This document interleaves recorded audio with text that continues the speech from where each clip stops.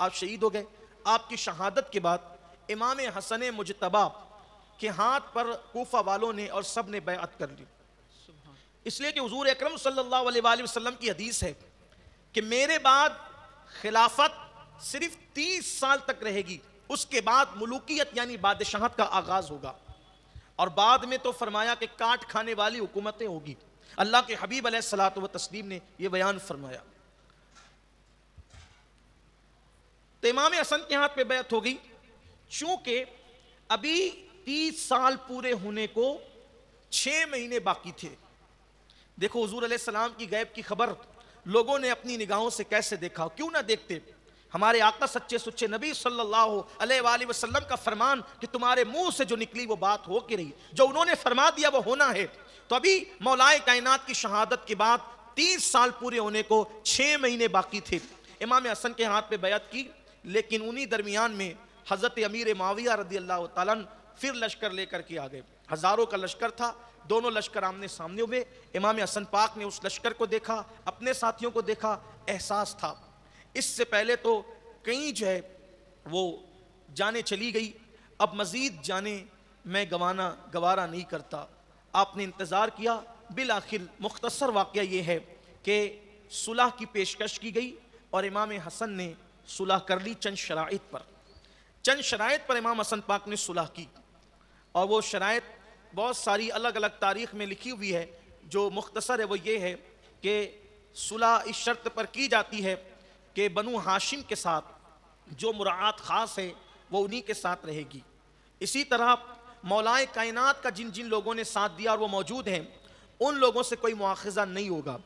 اس کے بعد جو وظائف سے مراد کہ ایک مقررہ رقم ہوتی تھی جو ماہانہ یا سالانہ دی جاتی تھی، اس کو بھی وظیفہ کہتے ہیں۔ ہم جو جو عبادت تسبیح پڑھتے ہیں اس کو بھی وظیفہ کہتے ہیں، لیکن اس کو بھی وظیفہ کہا جاتا ہے۔ تو وہ مقررہ جو رقم ہوتی تھی تو وہ جو جس کو دی جاتی تھی کسی کو منع نہیں کیا جائے گا، ختم نہیں کی جائے گی۔ اسی طرح کہ آپ کو سے صلح کی جا رہی ہے اور اب آپ کو ذمہ داری حکومت کی سونپی جا رہی ہے، لیکن جب آپ دنیا سے تشریف لے جائیں گے تو واپس یہ ذمہ داری حکومت کی ہمارے سپرد پھر کر دی جائے گی، یعنی ابھی ہم آپ کو سونپ رہے ہیں، صرف آپ کو، آپ کے انتقال کے وصال کے بعد یہ ذمہ داری حکومت سنبھالنے کی ہمیں پھر لوٹائی جائے گی۔ اور پھر بہت ساری وہ چیزیں تھی، اس پر صلح ہو گئی، اور صلح کے بعد اب چونکہ امام حسن کوفہ میں رہتے تھے، مولائے کائنات نے دارالخلافہ کوفہ کو بنایا تھا، تو اب جب صلح ہوئی، صلح ہونے کے بعد کچھ لوگ امام حسن پاک سے بہت ناراض ہوئے کہ آپ نے ایسا کیوں کیا جبکہ ہم لڑنے کے لیے تیار تھے۔ فرمایا کہ میں اپنی قوم کی جانوں کو گوارا نہیں کر سکتا تھا، پہلے ہی بہت سا خون بہہ گیا۔ اور حضور علیہ السلام کی وہ غیب کی خبر پھر لوگوں نے دیکھی کہ حضور علیہ السلام نے فرمایا کہ ابنی ھذا سید، میرے آقا علیہ السلام نے فرمایا کہ میرا یہ بیٹا سید ہے۔ امام حسن کے لیے فرمایا میرا یہ بیٹا سید ہے، کہ میں امید کرتا ہوں کہ میرے اس بیٹے کی وجہ سے اللہ مسلمانوں کے 2 گروہ کے درمیان صلح کروا دے گا۔ تو یہ صلح حسن پاک یہ حضور علیہ السلام کی پیشین گوئی تھی، غیب کی خبر تھی، اور وہ صلح ہو گئی۔ اور صلح کے بعد لوگوں نے امام حسن پاک کو جو ہے وہ تاریخ میں آتا ہے، بلکہ روافظ نے تک لکھا ہے کہ شیعان علی نے امام حسن کو اس صلح کے بعد مارا تک، منہ پہ تماچے تک لگائے۔ آپ نماز پڑھانے کے لیے کھڑے ہوئے تو آپ کے پیروں کے نیچے سے مصلی تک کھینچ لیا، اور بعض لوگوں نے آپ کو آر المومنین کہا، مذل المومنین کہا، مومنوں کو ذلیل کرنے والے، آر المومنین کا۔ امام حسن پاک بڑے حلم والے تھے، فرماتے تھے کہ میں آر کو نار پر ترجیح دیتا ہوں، میں اپنی قوم کے اب خون سے کسی کو کھلواڑ کرنے کی اجازت نہیں دیتا۔ اور پھر آپ اپنے احباب کے ساتھ، اپنے گھر والوں کے ساتھ کوفہ سے مدینہ منورہ منتقل ہو گئے، اب آپ وہیں جا کر کے رہنے لگے۔ اب یزید کو ایک ٹینشن تھا، ٹینشن یزید کو یہ تھا کہ صلح جو ہوئی ہے تو اس کی ایک شرط یہ بھی ہے، کیا شرط ہے کہ حضرت امیر معاویہ رضی اللہ تعالیٰ عنہ کے بعد واپس پھر حکومت کی ذمہ داری کدھر پلٹے گی؟ امام حسن پاک کی طرف۔ تو پھر اس نے امام حسن پاک کو شہید کرنے کے لیے تانے بانے بننا شروع کیے اور منصوبے بنانا شروع کیے۔ ان دنوں مدینہ منورہ ہی کے اندر مروان بھی رہتا تھا، تو وہ مروان کے ذریعے سے اس نے سازش کی اور امام حسن پاک کو شہید کرنے کی کوشش کی۔ میں اب امام حسن پاک کی زندگی کو یعنی کہ بیان نہیں کر رہا ہوں، اور ان کی شہادت کے موقع پہ ان کی زندگی ہم بیان کرتے ہیں۔ امام حسن پاک کی کئی بیویاں تھیں، اور امام حسن پاک کو شہید کرنے کا پلان اس نے کیا۔ امام حسن پاک بہت خوبصورت تھے، بڑے حسین تھے۔ ام المومنین حضرت عائشہ صدیقہ رضی اللہ تعالیٰ عنہ فرماتی ہیں کہ حضور علیہ السلام کے چہرے سے سب سے زیادہ مشابہ اگر میں نے کسی کو دیکھا ہے تو وہ دو ہستیاں ہیں، ایک تو سیدہ فاطمہ تھی اور ایک تو ان کے بڑے بیٹے امام حسن مجتبیٰ تھے۔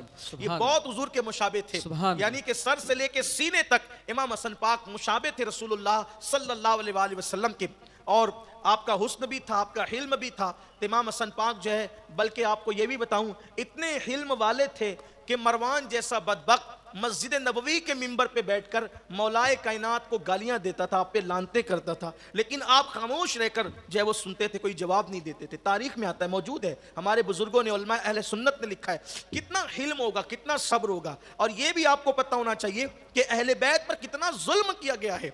ایک بیٹا اپنے باپ، اور وہ بھی علی جیسا، مولائے کائنات جیسا باپ، جس کو حضور اکرم صلی اللہ علیہ وآلہ وسلم نے اپنا بھائی کا انت اخی فی الدنیا والآخرہ، جو باب مدینۃ العلم ہے، اللہ اکبر، شان والی ہستی، مولائے کائنات کی فضیلت کیا بیان کی جائے، لیکن مروان جیسا بدبخت گستاخیاں کرتا، بے باکیاں کرتا، مگر آپ صبر سے کام لیتے۔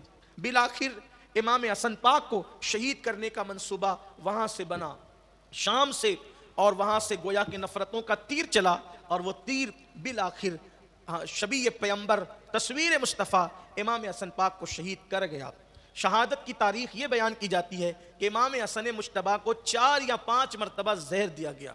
پہلی مرتبہ زہر کھجوروں میں دیا گیا، کھجوروں میں زہر دیا گیا، پھر شہد میں زہر دیا گیا، کبھی کھانے میں زہر دیا گیا، کبھی شربت میں زہر دیا گیا، اس طرح زہر دیا جاتا رہا۔ لیکن ہر مرتبہ یہ ہوتا کہ جب آپ کو زہر دیا جاتا تو رات کو آپ تڑپتے، بے چین ہوتے، اور صبح کو بارگاہ رسالت میں نانا جان صلی اللہ علیہ وسلم کی بارگاہ میں جاتے، دعا کرتے، اور وہ زہر کا اثر ختم ہو جاتا۔ جب 3 یا 4 مرتبہ کا زہر اس کا اثر ختم ہو گیا تو 4 یا 5ویں مرتبہ زہر کس طرح دیا گیا کہ ہیرے کو پیس کر آپ کے مشکیزے میں ڈال دیا گیا، ہیرا پیس کر آپ کے مشکیزے میں ڈال دیا گیا، اور رات کو آپ کو پانی پینے کی حاجت ہوئی تو آپ نے وہ پانی جب پیا تو وہ ہیرے کی کنی جو تھی وہ آپ کے حلق کے اندر اتر گئی، حلق کو کاٹتے ہوئے آنتوں کو کاٹ گئی، اور اب تو گھر سے نکلنے کی بھی گنجائش باقی نہ رہی۔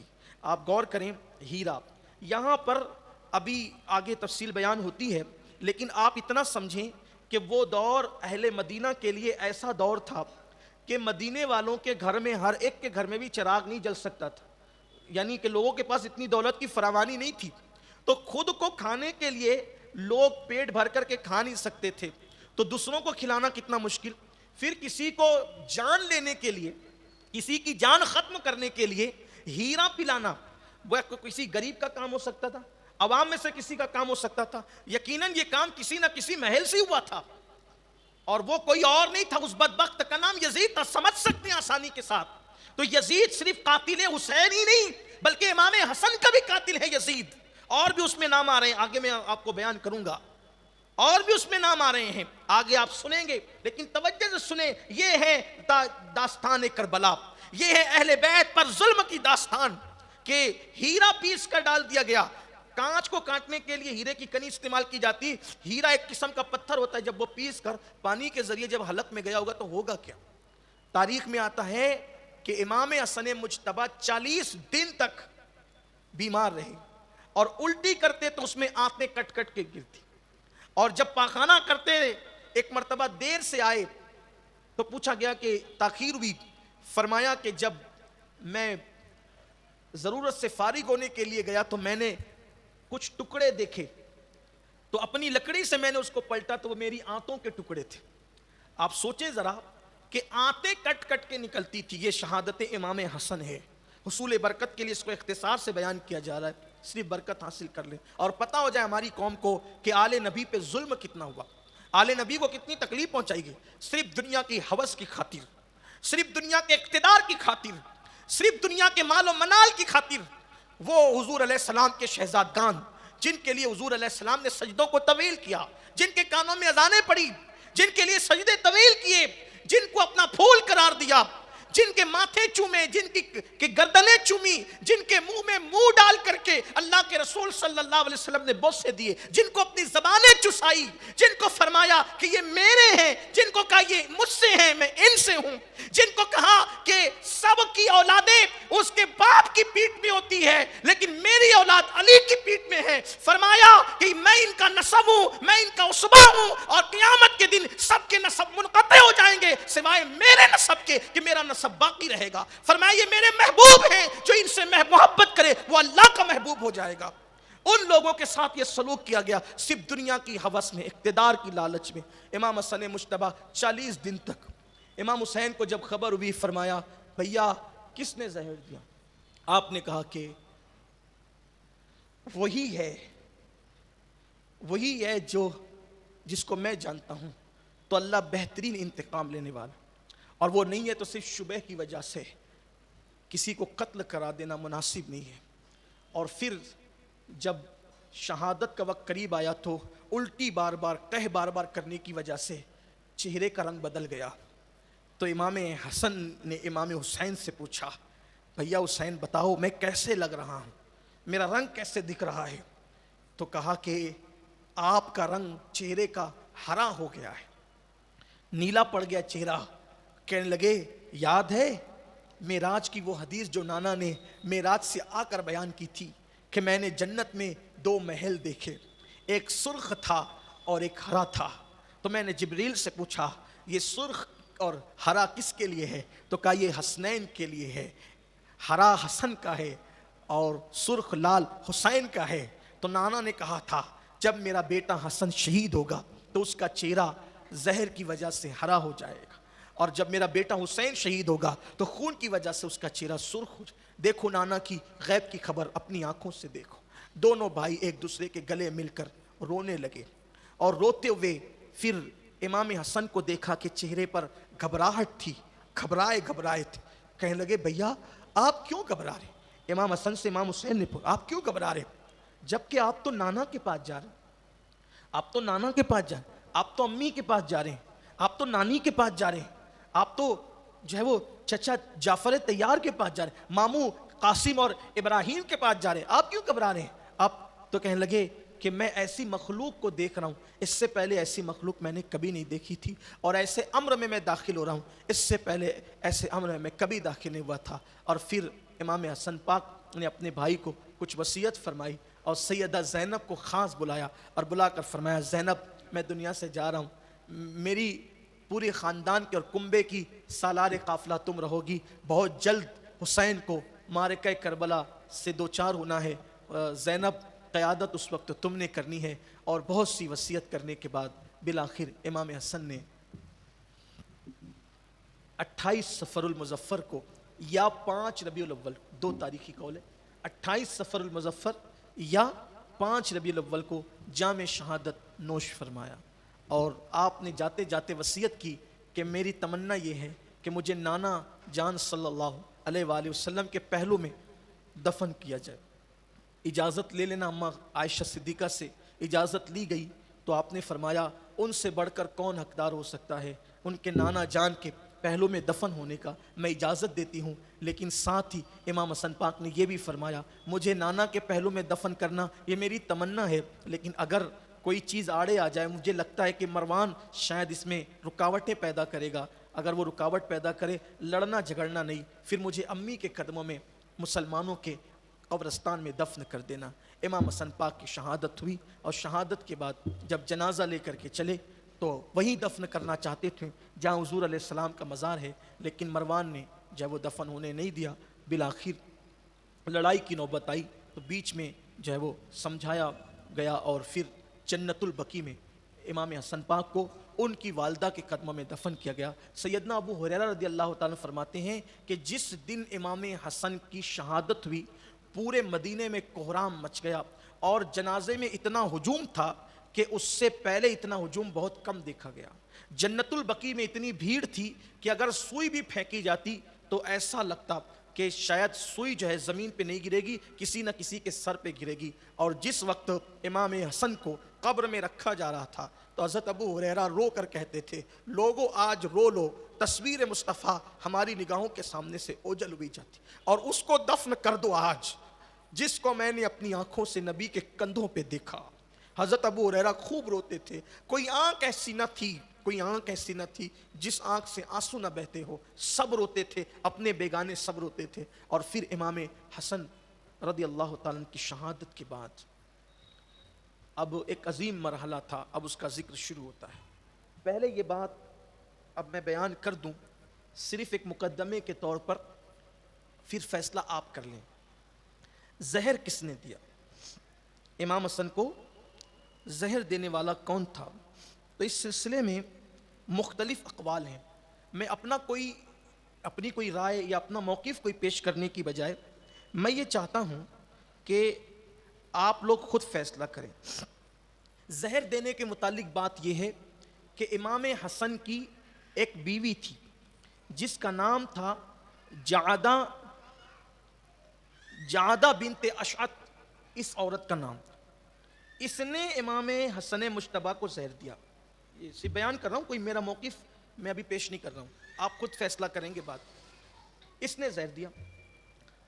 اب اس زہر کی داستان آگے بڑھانے سے پہلے ایک بات بتا دوں، اس کا بھائی تھا محمد ابن اشعث، امام مسلم کو گرفتار کرانے والا اسی کا بھائی تھا محمد بن اشعث۔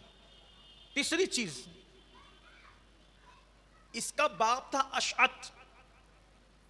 تھا اشعث، جس وقت عبد الرحمن ابن ملجم کوفہ گیا مولا علی کو شہید کرنے کے لیے، تو جس صبح کو 17 رمضان کو ابن ملجم نے مولا علی پر حملہ کیا، وہ پوری رات کوفہ میں، چونکہ ابن ملجم کا گھر تو نہیں تھا کوفہ میں، تو وہ پوری رات جس کے گھر رہا وہ اشعث تھا، اشعث کندی کہتے ہیں اس کو، وہ تھا، اس کے گھر میں قیام رہا، یعنی جعدہ کے باپ کے گھر میں رات بھر قیام رہا ابن ملجم کا۔ اور جب صبح ہونے لگی تو اس کے باپ نے اٹھا کر کہا، اٹھ جلدی اور اپنے شکار کی طرف جا اور اپنے مقصد کو پا لے۔ تو گویا کہ ابن ملجم کے ساتھ اگر کوئی اس قتل میں شریک تھا تو جعدہ کا باپ۔ امام مسلم کی شہادت میں ابن اشعث اس کے بھائی کا ہاتھ۔ اب امام حسن، تو یہ جو جعدہ تھی، تاریخی روایات پڑھ کر کے مورخین کی آرا سے ایسا لگتا ہے کہ یہ امام حسن کے نکاح میں اس لیے نہیں آئی تھی کہ اس کو آپ کی بیوی بننا تھا یا اس کو محبت تھا یا پیار تھا، نہیں، ایسا نہیں تھا، بلکہ جو بیویاں تھیں وہ تو سب کے سب وفا شیار تھی، وہ تو سب کے سب محبت کرنے والی تھی، وہ تو سب کے سب پیار کرنے والی تھی۔ جو بیویاں بننے کے لیے آئی تھی وہ تو جان سے زیادہ پیار کرتی تھی، لیکن شاید یہ اس لیے آئی تھی، بدبخت عورت اس لیے آئی تھی کہ وہ امام حسن پاک کو زہر دے اور اپنے مقصد میں کامیابی حاصل کرے۔ اس کا تعلق مروان سے تھا، تو مروان کے ذریعے سے اس کو جو ہے احکامات آتے تھے شام سے، اور پھر جو ہے جعدہ نے زہر دیا امام حسن کو 4 یا 5 مرتبہ، اور آخری میں ہیرے کی کنی پیس کر کے پانی کے ذریعے پلا دیا گیا۔ اب زہر جعدہ نے دیا، یہ کس نے کہا اور کون لوگ کہتے ہیں، تو تھوڑا سا اس کا حوالہ آپ سن لیں۔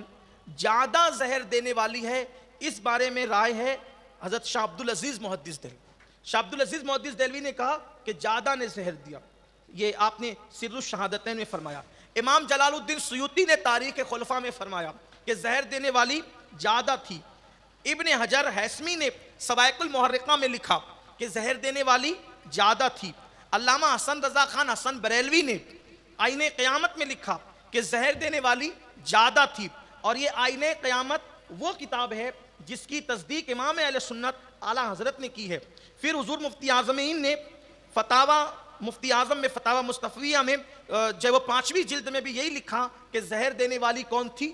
جعدہ تھی۔ یعنی شاہ عبدالعزیز، امام جلال الدین سیوطی، امام ابن حجر، علامہ حسن بریلوی، حضور مفتی اعظم، اس طرح کے بہت سارے بڑے بڑے بزرگوں نے لکھا کہ زہر دینے والی ذات کس کی تھی؟ جعدہ کی تھی۔ لیکن بعض لوگوں نے اس کا رد بھی کیا۔ حضرت علامہ سید محمد نعیم الدین مراد آبادی اور پھر اس کے بعد جو ہے وہ بعض مورخین نے کہا کہ جب امام حسن نے کسی کو نامزد نہیں کیا تو ہم جو ہے وہ کسی کو نامزد کیوں کریں اور کسی پہ لان تان کیوں کریں. اور زہر دینے والوں یعنی کہ زہر دینے والے میں زیادہ تھی, اس یہ کس نے کہا اس کا میں نے آپ کے سامنے ذکر کر دیا. اب میں اپنی کوئی رائے آپ کے سامنے پیش کروں, اس سے بہتر ہے کہ آپ خود فیصلہ کریں کہ دینے والے زیادہ تھی, اس پر آرا کس کس کی ہے, اور جنہوں نے منع کیا مورخین میں نے وہ بھی آپ کے سامنے پیش کر دیا. زیادہ نے زہر دیا اور پھر اس کے بعد جو ہے یہ خاتون اس نظر نہیں آتی. اور اتفاق کی بات یہ ہے کہ زیادہ سے امام حسن کو کوئی اولاد بھی نہیں ہے, حالانکہ امام حسن پاک کی جتنی بیویاں ہیں ان تمام بیویوں میں جو ہے وہ اکثر بیویوں کو بلکہ تمام بیویوں کو جو ہے اولاد ہوئی ہے امام حسن پاک سے, لیکن یہ خاتون ہے زیادہ جس کے ذریعے سے امام حسن پاک کو کوئی اولاد نہیں ہے. اور بھی جو ہے وہ بہت سارے مورخین ہیں, لیکن اب یہاں بات طویل ہوتی ہے. میں یہاں پر یہ چاہتا تھا کہ امام حسن پاک کی تمام ازواج کا نام پڑھوں اور پھر ان کی اولاد کا نام پڑھوں, لیکن شاید اب وقت اس کی اجازت نہیں دے رہا ہے. تقریباً 10:40 کے قریب ہو رہا ہے, تو میں اپنی گفتگو کو اب سمیٹتا ہوں.